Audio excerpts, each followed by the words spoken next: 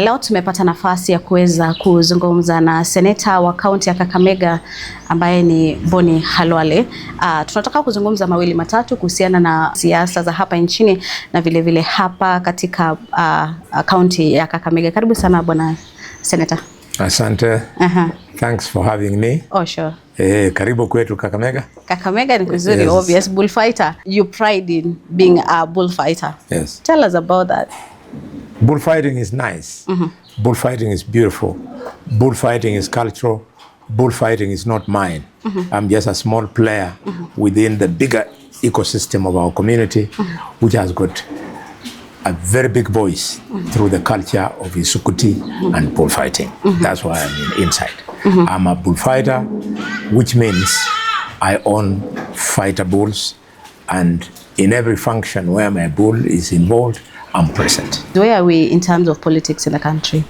State of the nation currently? Politics, I see nothing new. I see nothing new. I can hear the decibels from the critics of government are very high, which is not surprising.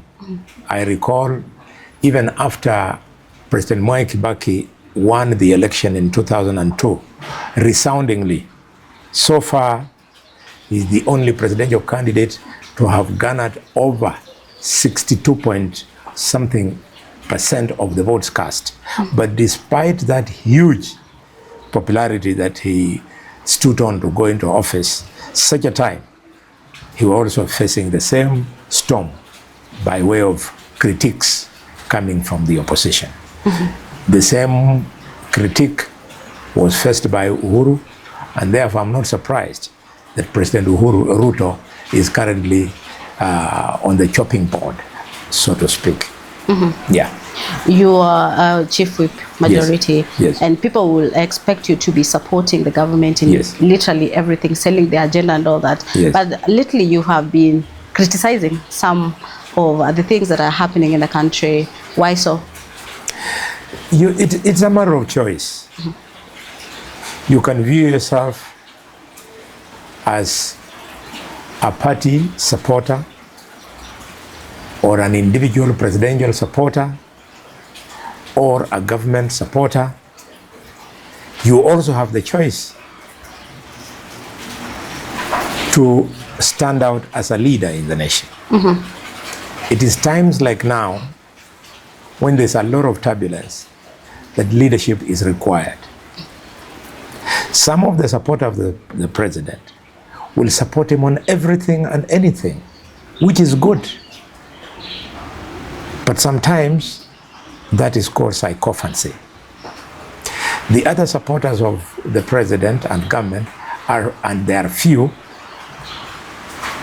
they'll support him for the right things and help him to speak to things that are not moving the country in the right direction. The person who is a sycophant is fighting for the president to be re-elected. But the person who is critiquing the way you have described me not only wants the president to be re-elected, but he wants the country to be moved to the next level. I therefore have no regrets on the many occasions that I've pointed out how things could have been done better.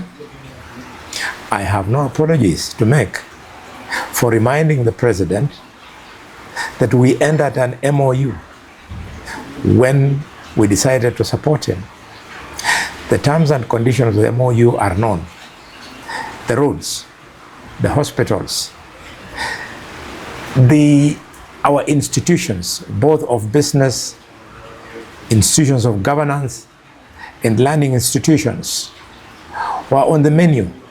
So when I remind him about those things, the people who are surprised are the Johnny come lately from Azimio, because them they came to eat.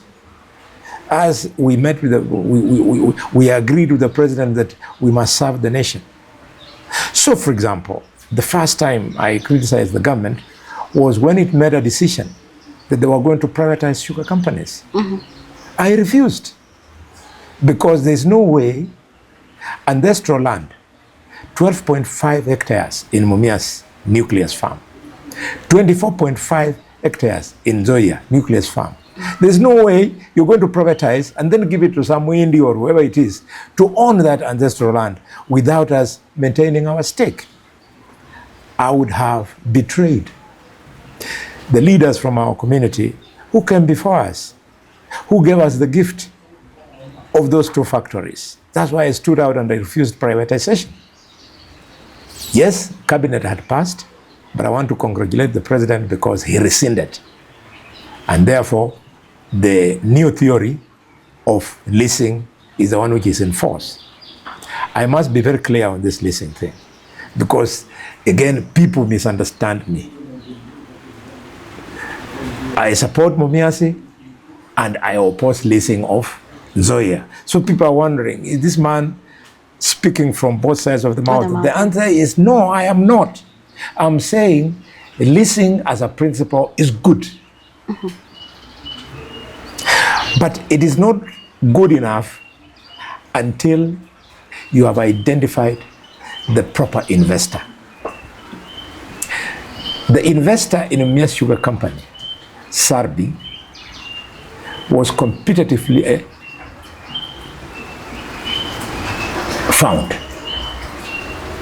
He was procured through competitive process. And after that, when we fall back and see behind him who is he, we find he's the most successful miller in Uganda. So that beautiful experience, he has brought it to Mumias, and already people are seeing the gains. The entire 12.5 hectares of the nucleus farm is under Ken. The farmers who have been courageous enough to start planting, they are selling their Ken. They mill, and they pay farmers every week. So the gains are there.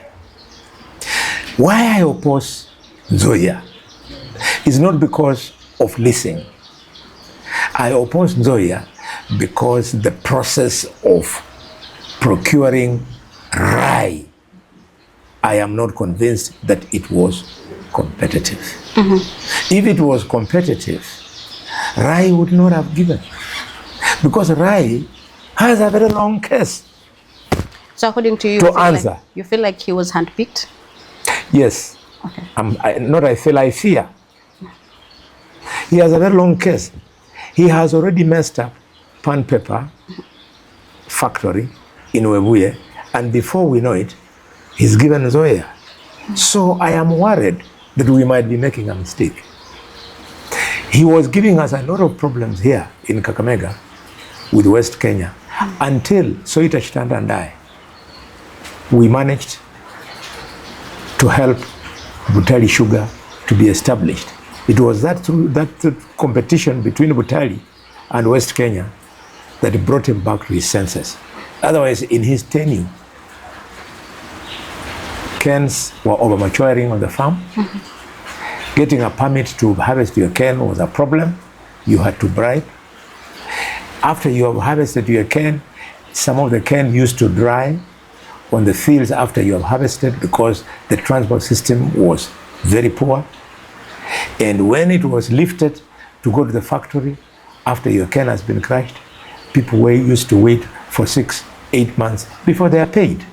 But after we brought in Butali Sugar Company, the competitive edge has now made it a must for him to do what Butali is doing. Otherwise, he was going to be knocked out of the market. This is why we have reservations. So if Rai can convince me that he has left the bad manners, people of Bungoma don't know. We had a big problem with Rai, I'm telling you. So it is stand and I.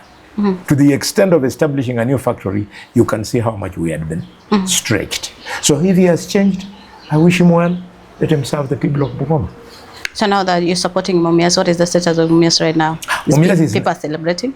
Mumias, I don't supply cane to Mumias. Okay. So I don't have a personal experience.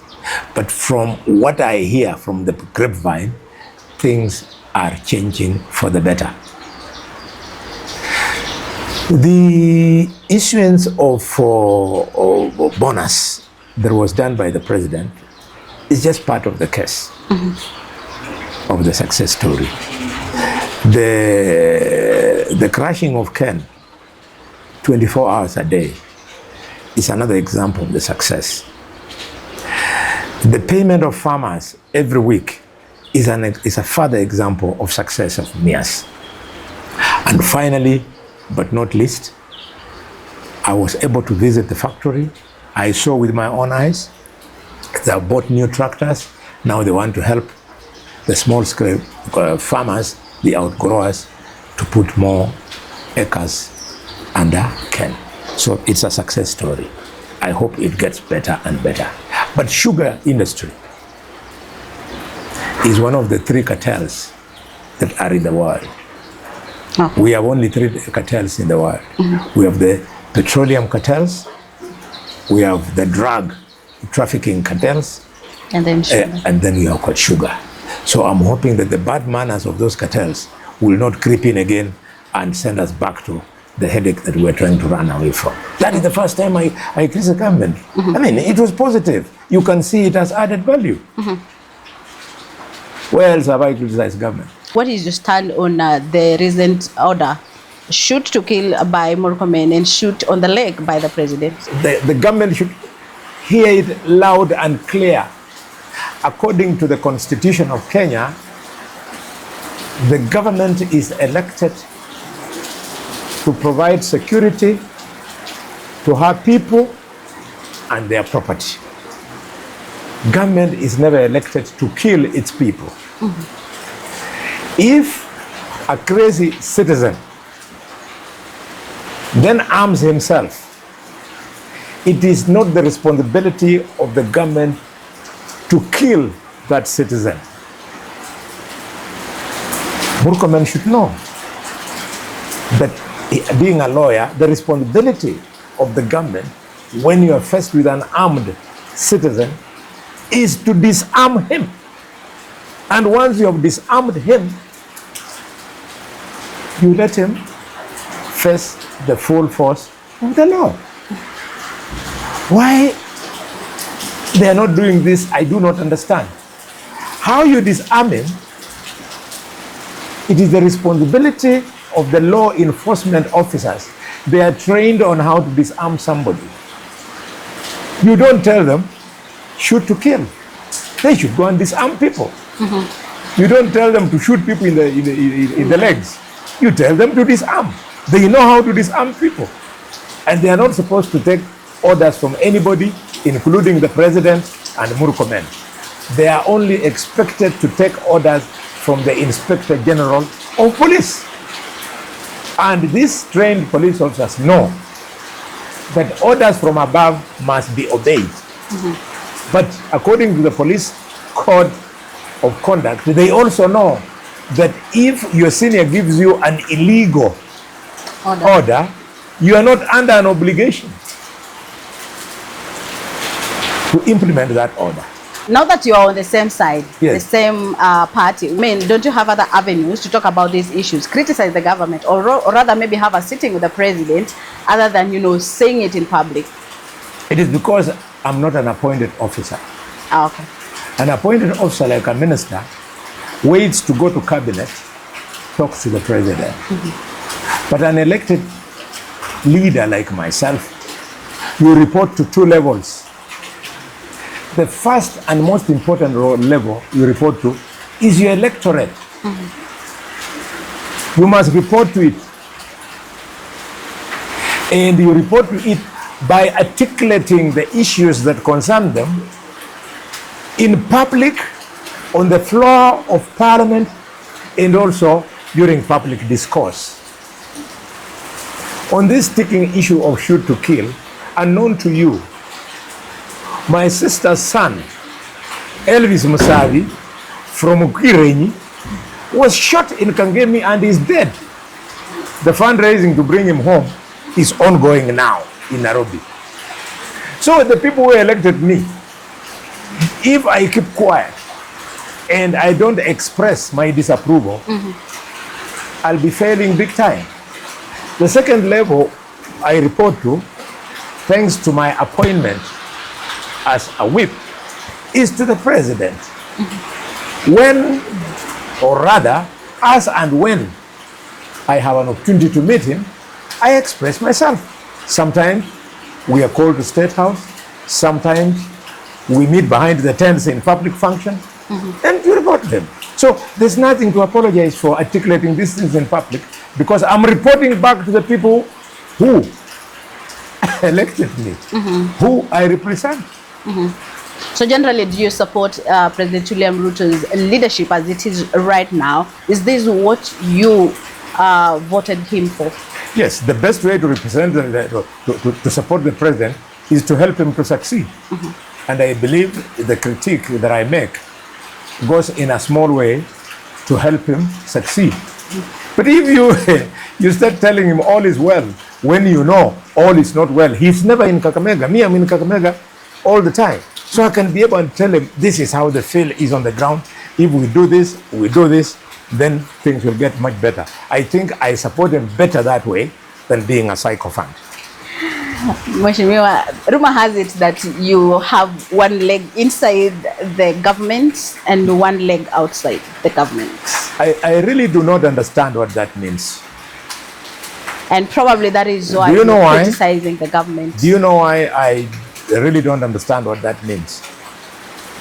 If disagreeing with something which is wrong means you have all of a sudden joined the opposition, then I beg your pardon, because I come from a community of leaders who have no history of sycophancy. Did you know, members of the public, that when the government of Mzee Jomo Kenyatta killed J.M. Kariuki, and the motion was brought to Parliament, Henry Pius Masinda Muliro, Minister for Public Works, Roads and Public Works, who was a lawyer and our forefather in politics, voted against the government, and he was sacked as a minister. I come from that school. Peter Kibisu, assistant minister from Vihiga, voted against the government, and he was sacked because they were not going to support the government for killing Josiah Mwangi Kariuki. So if you expect me that I can support when children are being shot, when there are better ways of handling it, then I beg your pardon, I cannot afford to disappoint the rich legacy of Masinda Muliro, the late, and Peter Kibisu, the late.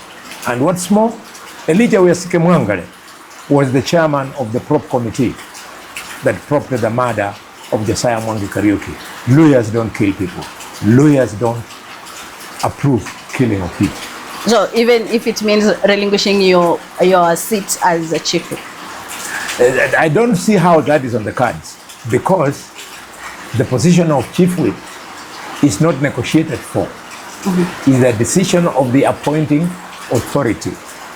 And the appointing authority is His Excellency, who has worked with me for so many years. He understands my modus operandi. He knows that I'm fiercely independent-minded. And he knows that I am not petty. He knows that I'm a politician who goes to ask for a right. I don't go to ask for favors. He knows me as that. So in this case, if I was anything else, I would today be articulating an agenda which is contrary to the school of political thought that I come from. The school of Masinda Muliro, the school of Elijah Wesike Mwangale, the school of Michael Kijana Wamalwa. Principled politicians who have left with honor.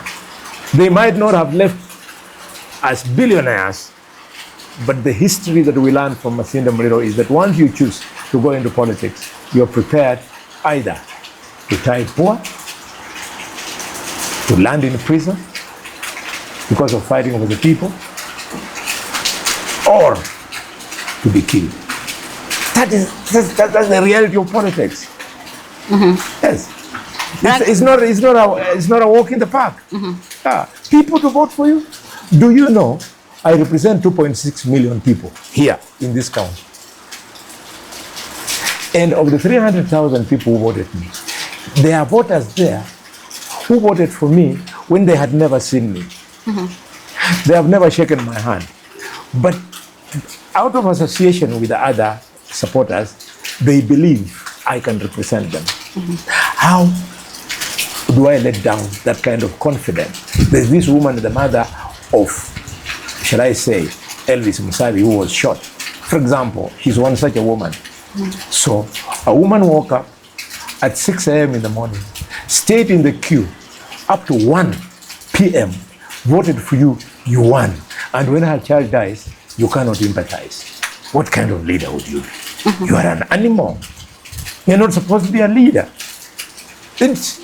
You did not influence her.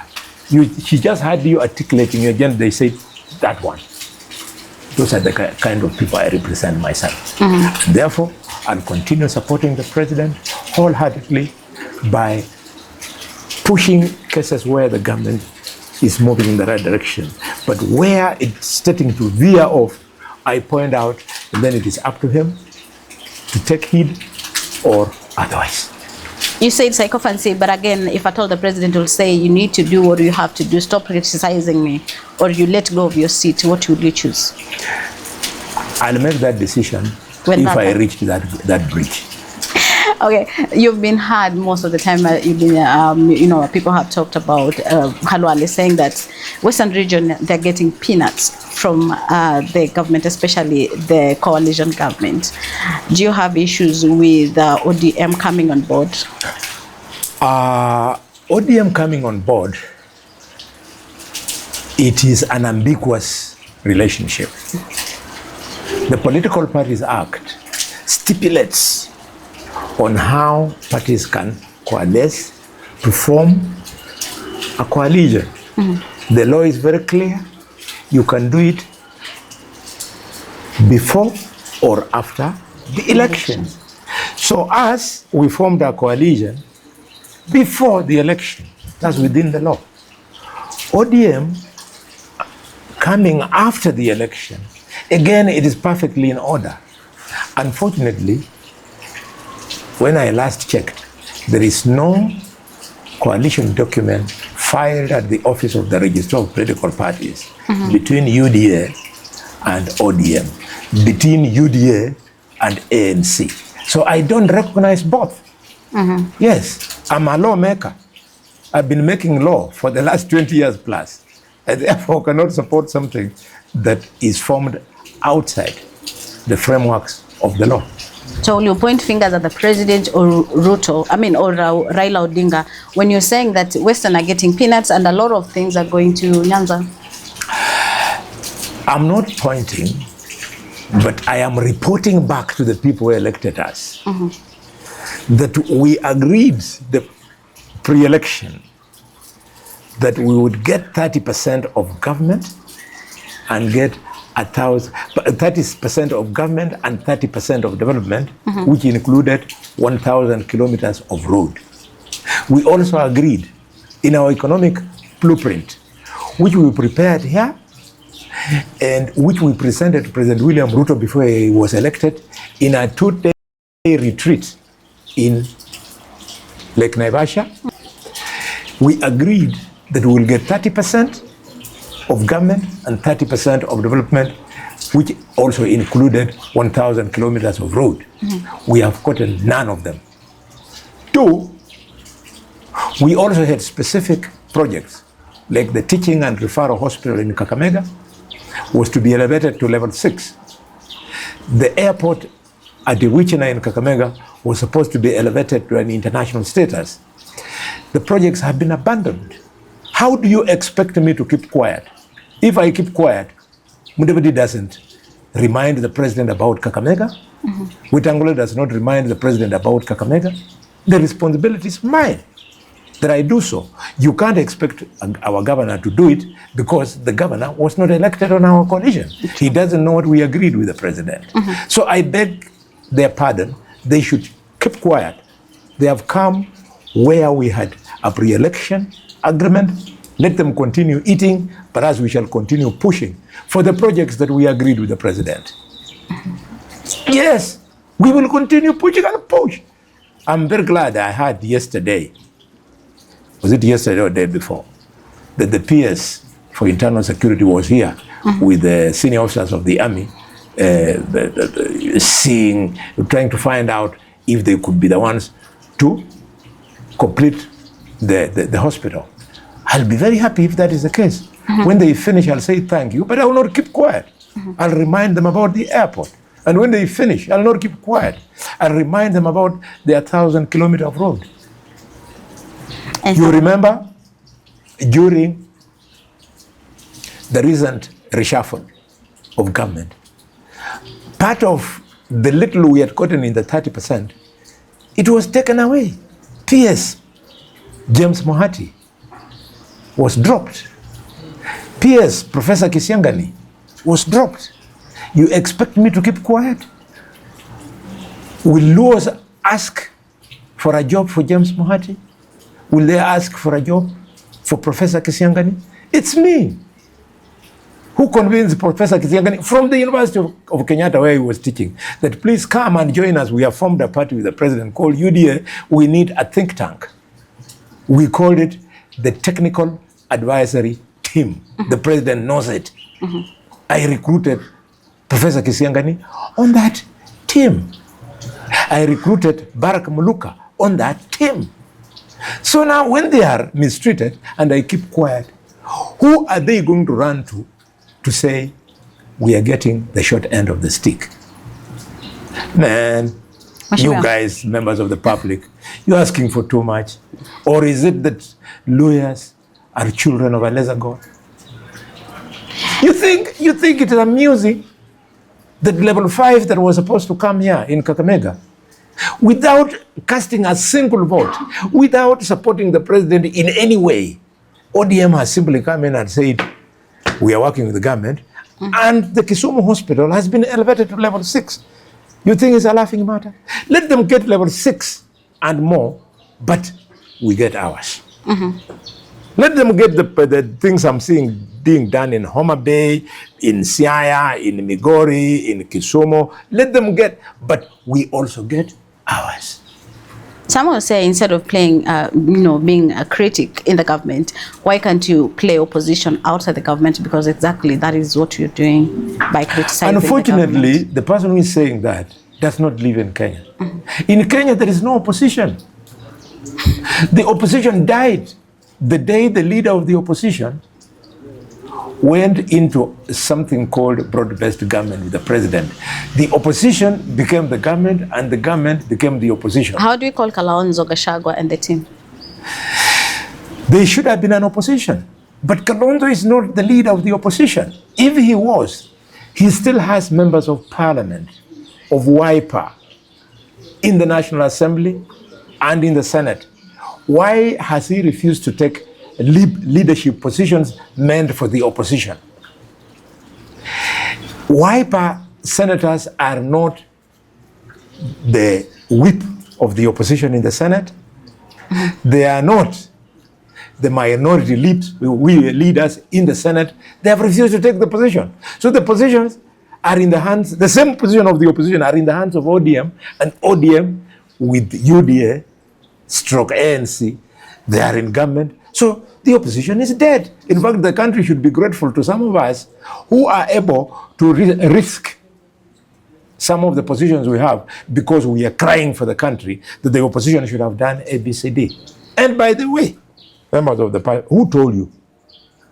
Who told you that once you are elected as a member of parliament and the parliament receives a motion whose long and short is that it is a bad idea? Who told you that you are obligated by dint of being an opposition senator to support a wrong idea? You are supposed to look at that bill, consider it, debate, and amend it so that you make it a better idea. And that I have consistently done for the last 3 years in the Senate. And I'm not going to stop. Senator, do you think that the Parliament currently, and even the Senate, is now that we are talking about, we have a leader of majority and minority, and they are on the same side of the government, do you think that it is unconstitutional, unlawful? It is unconstitutional because those positions are prescribed in the Constitution. So anybody operating in a manner contrary to the provisions of the Constitution is breaching the Constitution. And it is extremely dangerous. I'm telling you, my advice to my brother, the president, is that let them formalize their relationship in the broad-based, because he runs the risk of being challenged with the charge that he has abused the Constitution. He runs that risk. You have seen governors facing that very charge, not once, but severally in the Senate during impeachments. Gachagua faced the same charge. Yes. So let them regularize, they legalize it, let the broad-based government go on. We have no problem. The president has a reason why he chose that route, but let it be legalized. Yes.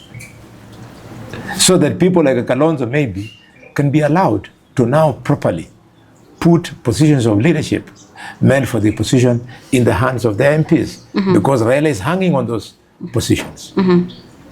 Talking of the opposition, the other day, is it yesterday, Gachagua said that they're going to sue the president, to the ICC. They're going to take him to the ICC, and they have evidence in that regard. Yes. What is the opposition of that? As a seasoned politician, you don't comment on that kind of statement. You wait for the charges. So we shall see the charges that they are going to prefer against the president, and then see if they have evidence to back. And if they do, they are doing so because they are seeking for justice. And justice is dispensed by our courts here in Kenya. And where the courts cannot handle, you then have an option to go to the International Criminal Court.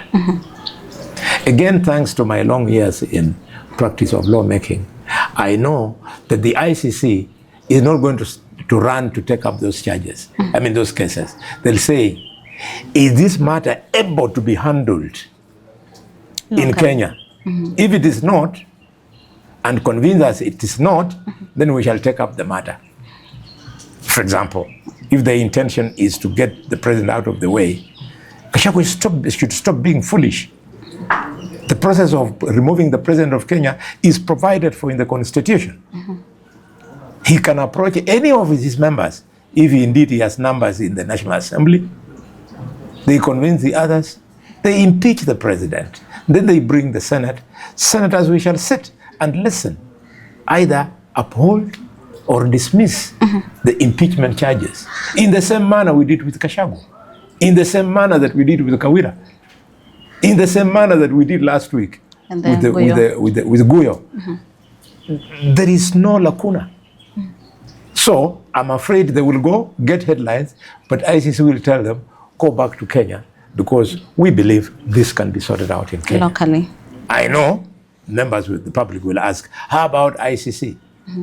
I mean, how about the post-election violence? How did you end up there? It is because at that time, whereas we had the same system of handling crime and dispensing justice, the obtaining circumstances in 2007, 2008 was such that you would not have taken all the youth who needed to be tried and bring them to Nairobi. There would have been even more chaos. You would not have charged Uhuru Kenyatta and William Ruto the way ICC did, and do it in Nairobi and hope that members of the public will be locked out of the High Court. They would all have come, would be locked out of the Supreme Court, wherever it is. So that is why that option was taken. Yeah. Over 100 youth in the country died during the Gen Z protest. And of course, probably this is not the last one. Maybe we may see more protests in the near future. What is your take on the Gen Z protests? And do you think they're being, realistic with their demands? And that is a very sensitive issue and very weighty, because those people are victims not of theft, not of robbery. The youth are victims of conscience. If you arrest them, they become prisoners of their conscience. This is a very high level of practice of politics. And therefore, to hope that you'll solve it using force is to be clever by a half. Prisoners of conscience are usually given a hearing, and it is usually through that hearing that a solution is found. Applying force on somebody with a conviction of the consciousness of their mind, you're bound to fail. That's why the children holding a smartphone with the Kenyan flag tied around their necks, they have been receiving bullets. So when an officer says we are killing them, I thought officers are supposed to kill when their own lives is at risk. How does a smartphone holder with the Kenyan flag as a necklace, how do they threaten their lives? So it is so difficult to handle. I was talking to my brother, the leader of the majority in the Senate, Aaron Keriot, and I was telling him, hey man, supposing 20,000 children march on and reach State House, what would you do? Would you wipe all of them? Shoot on the leg as the president has I don't directed. know. He didn't tell me that.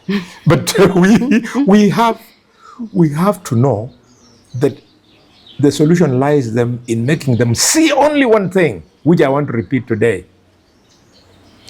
Allowing yourself to be shot in the leg, allowing yourself to lose your life, indeed, is the highest sacrifice you can make. But please do so in the full knowledge that the real solution to the problem of governance of this country is the 2027 general election. And therefore the youth in those many numbers should go get IDs, register as voters, and on voting day, they should not leave the voting process in the hands of the rural women who are really the ones who elect leaders for us. They should go and participate in the election. They run in millions of them.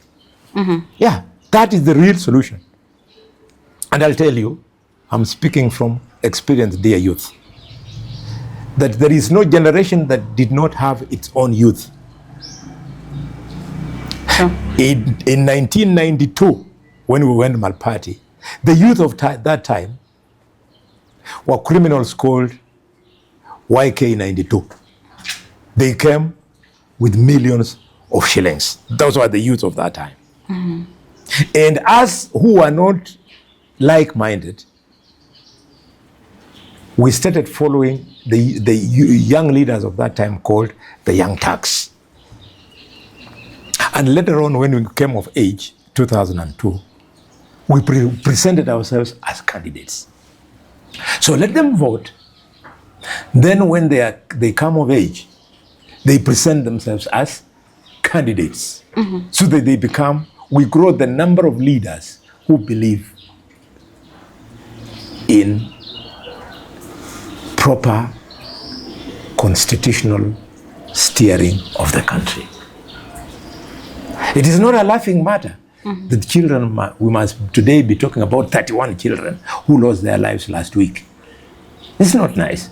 Now, if I get you correctly, is like whatever you're saying is like you believe that the way the government is dealing with the Gen Z protests and the whole thing is wrong. Is wrong. Yeah. And do you advocate now for dialogue, or what really needs to be done? They change tactics? The dialogue is a self-serving process. Okay. One of the biggest proponents of dialogue at the moment is Raila Odinga. But Raila Odinga, excuse me, the dialogues that you have propagated in the past have truly benefited you. The dialogue with Mwai Kibaki gifted you the position of Prime Minister and Grand Coalition Government, nusu mkate. The dialogue that you had with Uhuru Kenyatta gave you a handshake and you benefited. The dialogue, NADCO, that you had with William Ruto has gifted you the broad-based government. So this so-called intergenerational dialogue is because you are now desperate, Raila Odinga, that these children, if they keep pushing, the benefit you have been enjoying from dialogues will not be in your favor. And therefore, you want to then bring dialogue again so as just for personal gain to slow down the youth. Raila Odinga, you and I, and all us mature politicians, let's fall back to our constituencies. Raila Odinga has got a huge constituency. President Ruto has an entire national constituency. I have a constituency mainly here in Kakamega County. Let us fall back and ask our youth that they have a chance to change government. It has formed part of my speech this morning in church that all our clergy should preach to the youth to take registration as voters as the real option and not sacrifice their lives. So do you think these Gen Z protests have actually exposed the failure of leadership of seasoned politicians like you in this country? Well, it is true, but I think this so-called, allow me to call them so-called, the so-called Gen Z are not fools. They express what they see and what they understand openly. I'm not saying next time around they come and attack me. I'm the only leader who the Gen Z celebrate in this town. They even dance, they come to the senator's office in Kakamega. They don't throw a single stage. They just say, is Senator there? We want to present our grievances to him. When I'm not there, I'm in Nairobi, they come back to town. But when they come to town, they stone all the offices of the governor. No, so they know who their enemies are. What wrong have I done to the Gen Z? I don't know about that. A humble bullfighter from Marinya there. So you have been a senator. What legacy are you going to leave behind for this senatorial seat? Because I know very well that you're going for the gubernatorial seat very soon. The legacy I want to leave is that devolution can work if the senator discharges at the Senate. I've done so well at the Senate that today, as we speak, I sit in the all-powerful finance committee of the budget. We have ensured that before the closure of the last financial year, all monies due to county governments had been paid by end of May. The only arrears remaining is June because they have to balance the figures before the year closes, then they'll pay. So a senator working makes money to come on time the way I've done. Number two, we have now improved the formula for sharing resources amongst the 47 counties so well so that we have even now this time introduced a further provision, namely the affirmative allocation fund, which is a fund meant to cushion counties that get monies that are not reasonably enough to help them realize sufficient development. Thanks to this, I've been able, and I'm glad that I am the one who started that debate. And I managed to carry the entire support of the committee and the entire Senate. Thanks to that, speaking about home here in Western, I've cushioned Vihiga. Vihiga now is enjoying every financial year 500 million shillings from affirmative allocation that never used to be there. This will help Vihiga to now try flagship projects. They were being reduced to just an employment bureau for paying salaries. This we have corrected. I believe this is not a mean achievement. I believe we've made a difference in the Senate. I have stood out on matters of good governance in the Senate. I'm privileged to have been allowed to preside over impeachment proceedings, and some of the decisions I've led have enjoyed 90% of the support, 90% the approval of Kenyans. Like when I returned the verdict that Kawira Mwangaza should be released, I received a lot of support across the country. I believe in good governance. You know, at some point we had a time where you were accused by the current governor that you're among the senators who voted against additional funds to the counties. Yes. Yes. Why so? And currently, as now that you're coming to the Kakamega County, I mean the gubernatorial seat, what is this something that you wanted to do different that the current governor is not doing? Those are two questions. Yes. So first and foremost, why were you against it? Let me take the first question. Yes. When I listened to the speeches of Governor Barasa in respect of the first amount that we brought here, which was 17 billion. Yes. It confirmed that he became a governor prematurely. He had never been an MCA, he had never been an MP, he had never been a woman MP. He came there prematurely. He came not knowing how government works. The bill that he was speaking to is called the Division of Revenue Bill. It divides money between the national and the devolved governments. You divide the money which is there. If it is a lot, county governments get more.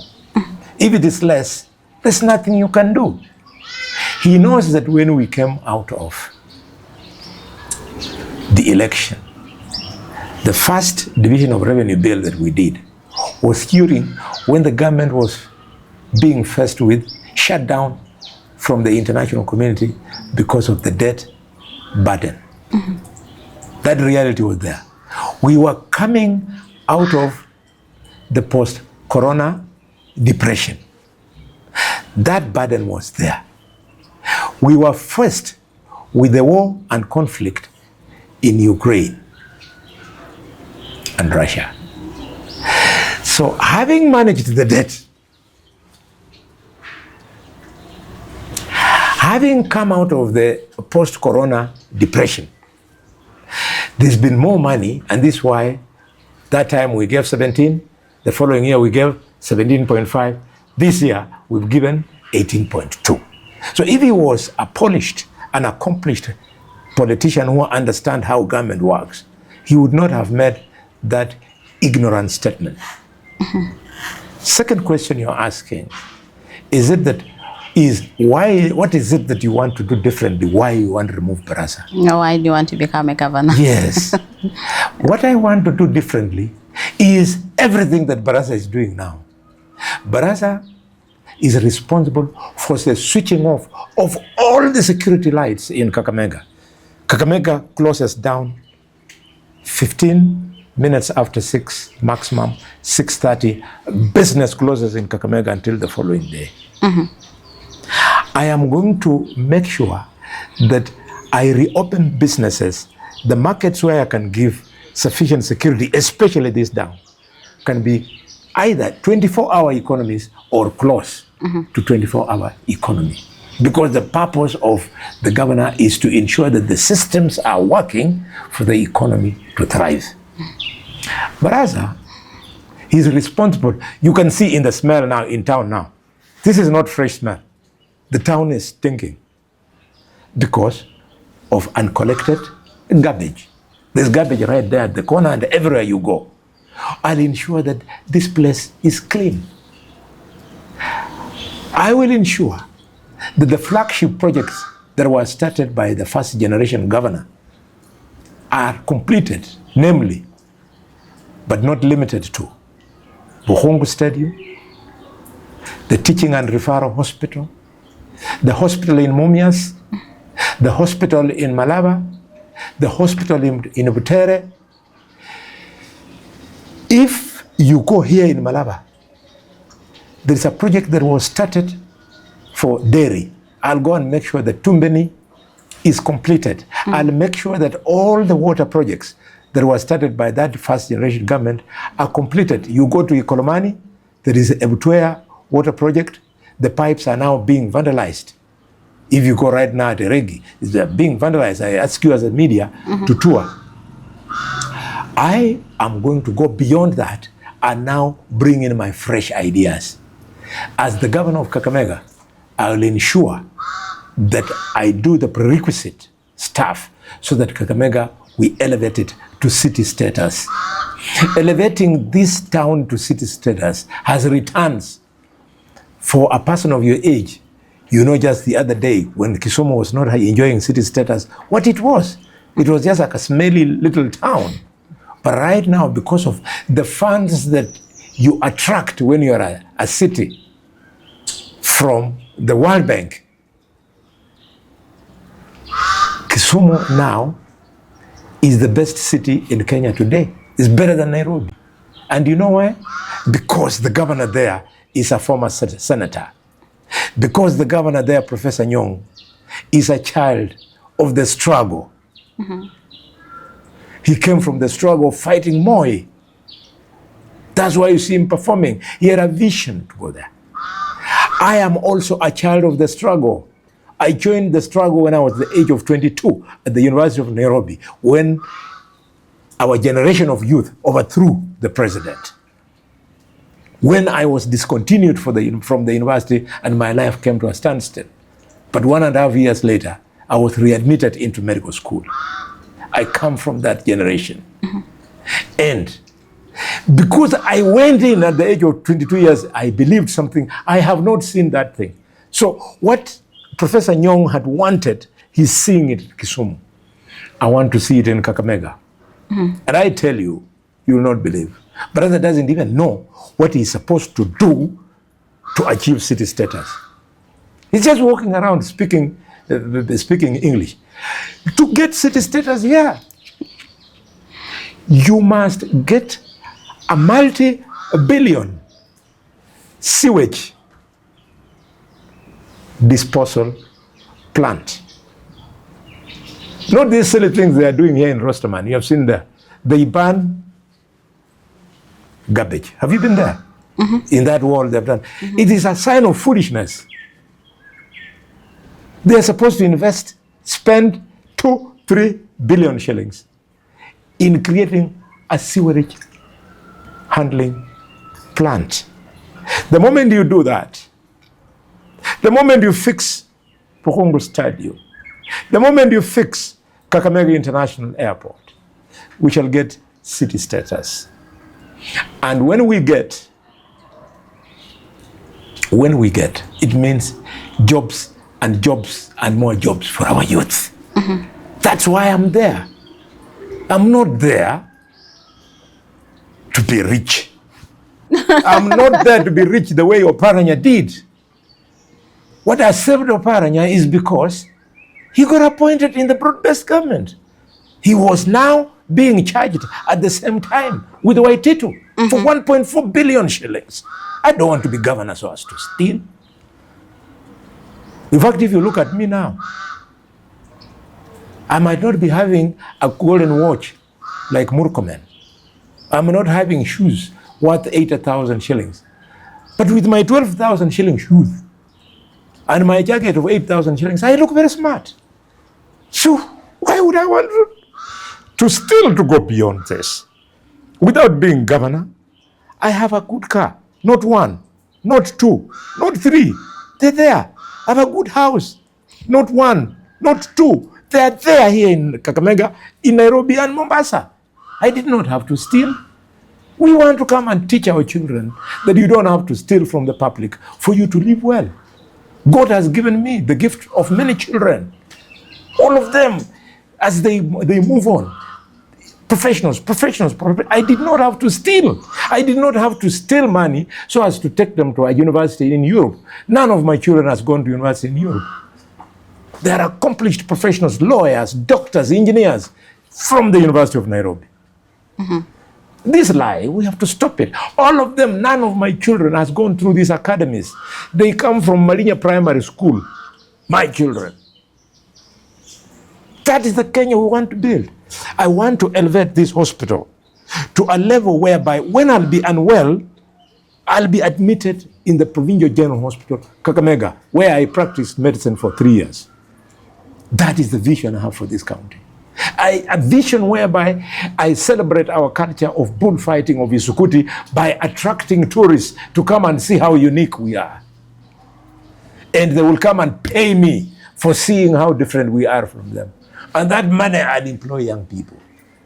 I'm going to unlock the gold mining, which is a 300 billion shilling asset here in Rosterman, in Shinyalu and in Kolmani. I'm going to open it up. Shanda Gold was trying to take shortcuts. I've now contained them. Now we are meeting on the table. We have a meeting next week. People must fear us. They have to respect us. But when they see you cheap like Barasa, that you can just be bribed because you have billions of shillings in your account, they can do anything with you. He has those billions. But he is not respected. Even in a funeral of a 4-year-old, he can't talk, despite being the richest man in Kakamega. This young man here, my senior, cannot listen to Barasa because he doesn't inspire him. You can only inspire a youth if you are showing him on how they'll earn their own livelihood. That's what we are going to bring in this county. We are very serious. There's only one thing that can stop me from going to this place. With the permission of God, the only thing that these guys can use to stop me is a bullet. Otherwise, I'll defeat them. I have the numbers. The place where I used to have relatively lower numbers was in Khwisero Butere, Mumiasi East, Mumiasi West, and Matungu. But right now, I can tell you, without fear of contradiction, that in the entire county, 12 constituencies, 60 wards, 400 villages, I'm cruising nicely. What percentage are you going to give him? Who? Baraza. If the vote is cast, Baraza will be number 3, Elsie Mwanda will be number 2. No, according to performance. Performance, yeah. You on what measure would you use to give Barasa 1%? On health? Would you? Early childhood. Next week, Barasa is in the Senate to answer for the hundreds of millions that in the books have been expended on construction of early childhood classrooms. And in no single school in Kakamega has a classroom been completed. You are a media practitioner, you would know. Up to and including Nagongo Primary School here, Muslim Primary School here, nothing. So really, on what can I score him 1%? Water, he told people, Matukumriango. How do I score him when no single household has water? Humliango. How? Health. How do I score him when all our consultants are on strike? The doctors hardly report. The nurses, even when they report, they don't have basic things like the equipment, self-protective equipment that enables them to make contact with patients. You expect our nurses to preside over deliveries without wearing gloves? So the nurses sit there and they tell the parents, the patient's relatives, go and bring the PEPs. So they go and buy. Meanwhile, by the time the husband comes back with the gloves, the child has died. By the time they come with enough gloves for the doctors to wear in theater to do a cesarean section, the mother has died. And you know the cases of the women dying here. That's why I'm saying I cannot wait to be the governor of Kakamega. Because I have to prove that we are not a county of failures. Yes. I used to think Oparanya was bad, but how wrong I was. When I now compare with Baraza, I realize Oparanya wasn't that bad after all. Do you believe that he's being shielded as a CS right now because of the EACC? Yes, I do. I have nothing to hide. Because EACC, during the vetting of Oparanya in Parliament, wrote to Parliament and said that he has a case to answer. And somebody shielded it. The MPs put it aside. Those are issues of governance where I don't fit the bill of the kind of leader you people need.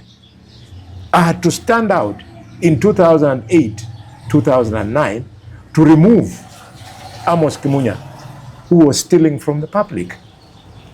I had to stand out in 2010 when the British, a company called Dilaru, came to take over the printing of Kenyan currency by creating some form of funny company so that they could shortchange the county. I was offered an opportunity to become a millionaire by hundreds, but I refused because I am a patriot. I'm not a patriot because I was born a patriot. I'm a patriot because I'm not a dog. I remember where I came from. I came from a Christ-touched heart of a Changa brewer, and I've made it in life. And I will do everything possible that any brilliant child like myself be given an opportunity to excel. And when they excel, the country excels. Given an opportunity, all our brilliant children will be struggling that they work here in Kenya, not to take them to the Middle East or in Europe, where their professions are not applied. They end up in Europe being caregivers, in nursing homes, in homes of the aged, where they work as housemaids. They put their professions aside. We have children who have done chemical engineering. We have children who have done industrial chemistry. If I get Mumia Sugar Company working, same to Nzoia, same to Battalion, West Kenya. Those are jobs for those kind of professionals. I don't have to take them to Europe. When Mumiasi will be fully functional, when I'm governor, it's going to be, I'll open up 6,500 jobs. Not silly things like what Oparanya and what is the other name of this short fellow? Oparanya and Baraza. What they were doing. Their only imagination of creating jobs in this county is to employ youth who can be saluting them. What do they call? They call them county marshals or something. Marshals, yeah. Those people in green. That's not my business. But I want to create professional jobs in our factories. Yeah. I want to create jobs in the gold mining fields. I want to create jobs in the tourism sector, because the bullfighting and culture is there, because the Nabongo Mausoleum is there for tourism, because Kakamega Forest is there for tourism. They have refused to imagine. They just say, how do I rush to go and buy a house in Nairobi? Even brothers, this has houses in Dubai and what have. No, that's not my business. But my business, the governor of Kakamega does procurement. Can you imagine? He sits and finds out, oh, this tender is 200 million. Who is good? That is not my business. I don't want to know how procurement is done. I don't want to know how roads are done. I don't want to know how water is being fixed. You know why? I'm going to lead a team of competent professionals, procurement officers, engineers, water engineers, doctors. Every week, I'll have a cabinet meeting. They brief me and I drive that team. That is how I was trained as a doctor.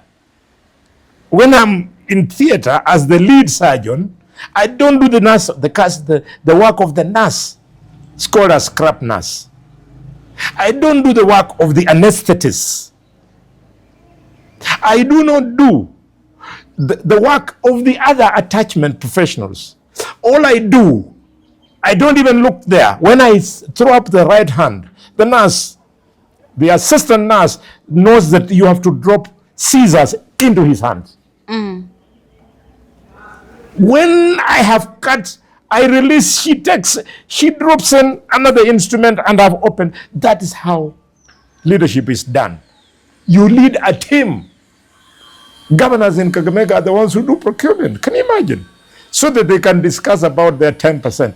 10% my shit. For what? My children are professionals. They'll earn their own living. I don't have to steal for them. You become my daughter. I have one called Zense. She's a human resource manager. I have to giving birth to her, grown her up, educated her. She's gotten a job. I still steal for her. Let her go and look for her own money. If she wants to steal, let her go and steal, not me. That's the country we want to lead. What are we doing? Tell me. When the governor's wife starts being a supplier for food in a hospital, you're controlling this tender. How does it improve business?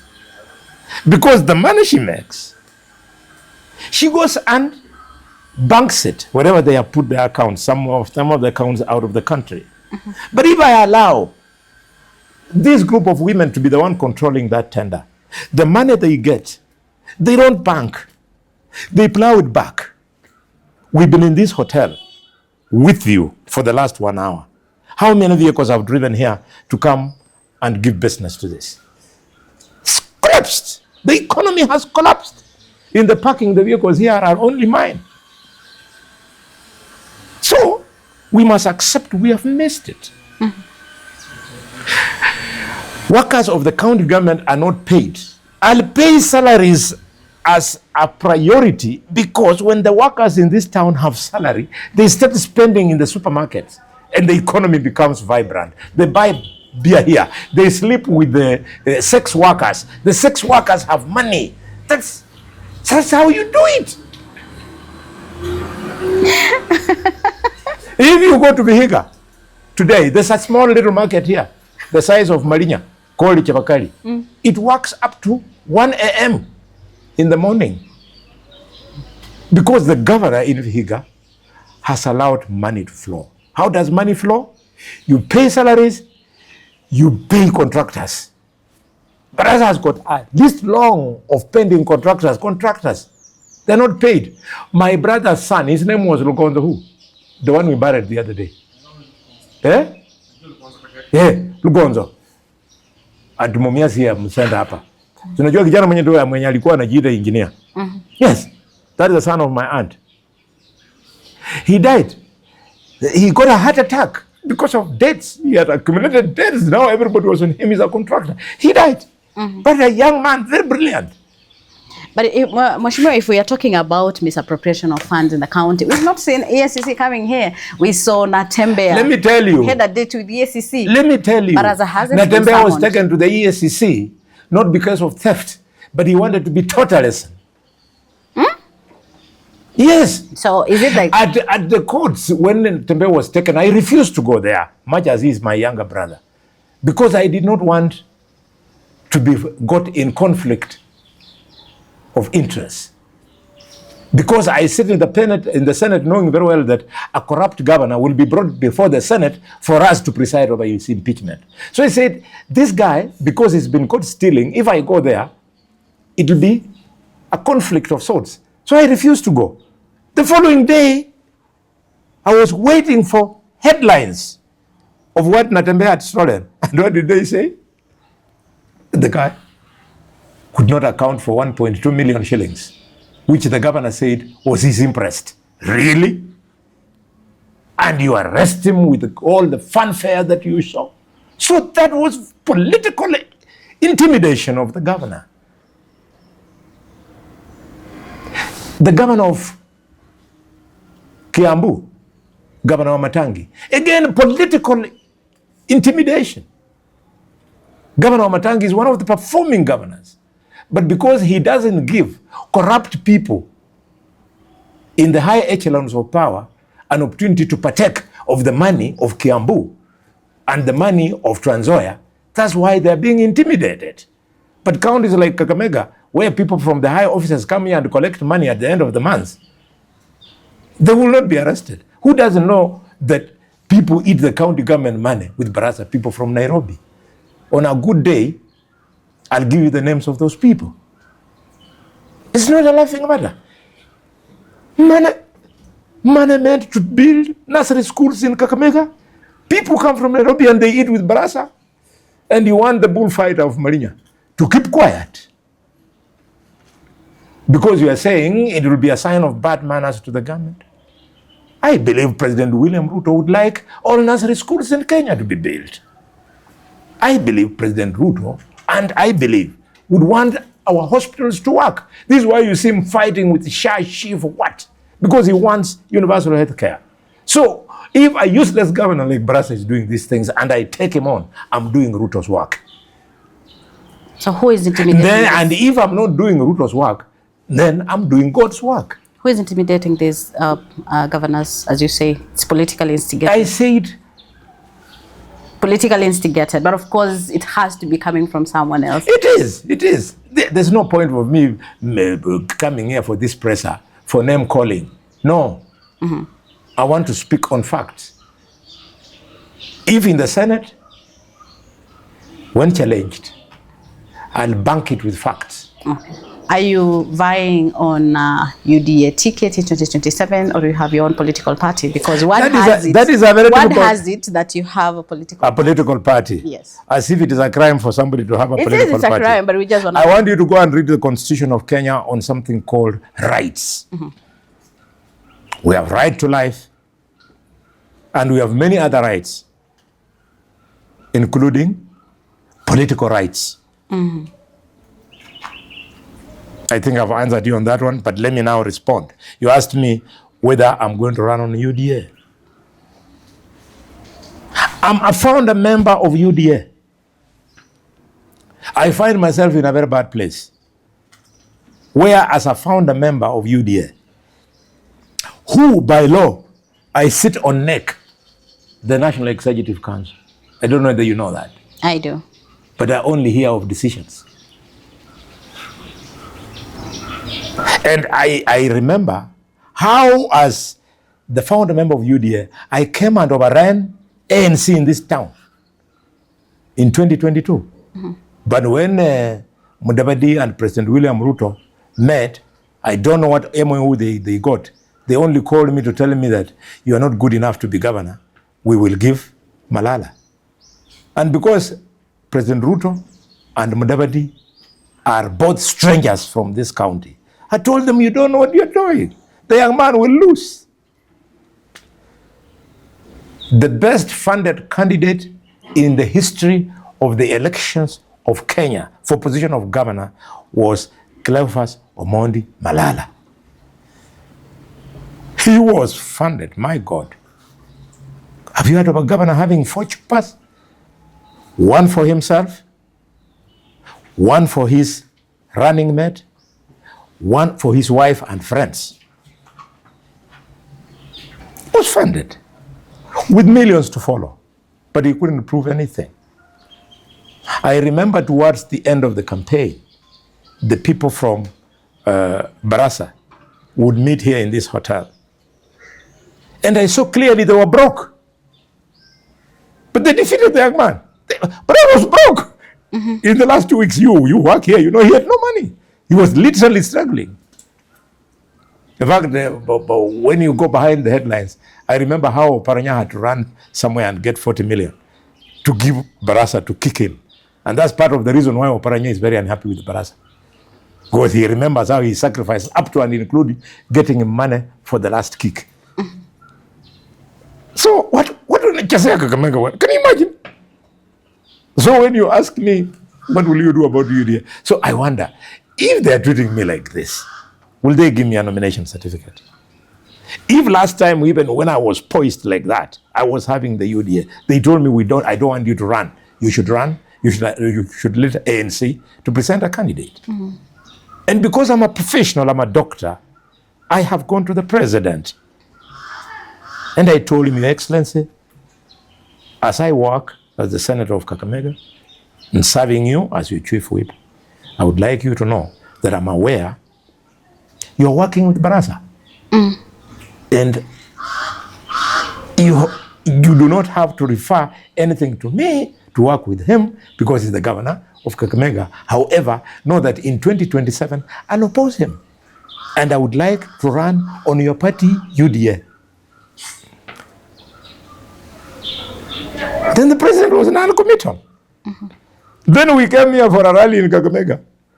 And in broad daylight, when I was standing there, and Barasa was there, and Oparanya was there, and the media was there, and the people of Kakamega were there, he told the people that he will support Governor Barasa now and for re-election. You think I'm a dog? To then sit there thinking that he will change his mind? I'll still support him for president. But I'll also have to support myself for governor. So that even when I lose honorably. And when I win, I give the people of Kakamega an opportunity to say that Khalwale can serve us. We cannot expect outsiders to be coming here to decide who becomes the governor. Then we will miss it altogether. Because they don't know us. Have I answered you? So if UDA gives me a certificate, I'll go back to the people of Kakamega, ask them, do you want me to run on UDA? They tell me, yes, I will run on UDA. If they don't, we will know what to do because the Constitution guarantees us political rights. Currently, as you speak, are you a party leader? Pardon me? Currently, as you speak, are you a party leader? As we speak now. That is a very easy question. There are several parties which would love me to run on their parties as their candidate for governor in Kakamega. UDA is one of those parties. Because they are relying on Barasa, who is an ODM candidate. So if UDA will be looking for a candidate, it would be one of the parties wanting to field me as governor. But it is not the only one.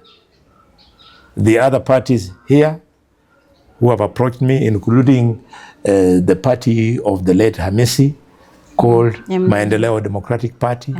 I hear there is a party called United Patriotic Movement. I'm yet to know its leadership. They are looking for me, you know. You did a whole lot. Yes, you did a whole lot here in Kakamega and Western region. Yes. Do you think it has lost mashiko yake, its touch on the ground? Because people feel like it's no longer here. And also ODM. It's like now the Luya parties are taking over. Do you think? Do you want me to tell you the obtaining political? Do you think it has lost its popularity? Do you want me to tell you the obtaining political ecosystem today in the Luya region, formerly Western Province, is as follows. UDA, United Democratic Alliance, is dead. It's non-existent. Because if it was there, I am the head of that party in this region. I know who I put where, who I was using as coordinator where. They all report to me, up and including this morning, my coordinator for Vihiga County, Madam Eva Mercy. We have been having a breakfast meeting. So they report to me. Because the alternative in Vihiga was ODM and ANC. So UDA is dead. Two, the other party here is ANC. ANC is non-existent because Musalia, I don't know what they agreed with President Ruto. He has folded the party. It's not there. The third party is called Fort Kenya. Fort Kenya has found it impossible to attract the people of Kakamega, to attract the people of Vihiga, to attract the people of Bungoma, of Busia. It attracts only Bungoma and Trans Nzoia. So it is a limping party here. I would not stand on Fort Kenya because it is something which is foreign to these people and unattractive. The third party, and last year, is ODM. When Raila went into broad-based government, take it to the bank, he lost the entire ODM support in Luyaland. He lost it. because he did not refer to them. In their own drunkenness of power, he believes by picking Oparanya, he has pleased all the ODM supporters of Western, forgetting that even Oparanya is not happy about that appointment. Yes, Oparanya was also shortchanged. Raila had all along positioned him as the Minister for Finance. And when the chips are down, because Raila has the bad habits of lying to lawyers to get votes, and when the benefits starts flowing in, they go to Nyanza. He was lying to lawyers about Oparanya, and that position has been given to John Mbadi. John Mbadi, who is an accountant, but several years junior than Oparanya. So Oparanya is not happy. So ODM, the fortunes have gone down.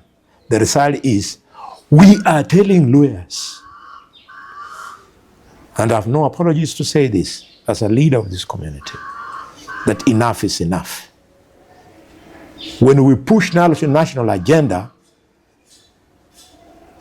the people of Kakamega especially, their numbers are used to bargain in Nairobi. And when the benefits accrue, they are not shared with the people of Kakamega.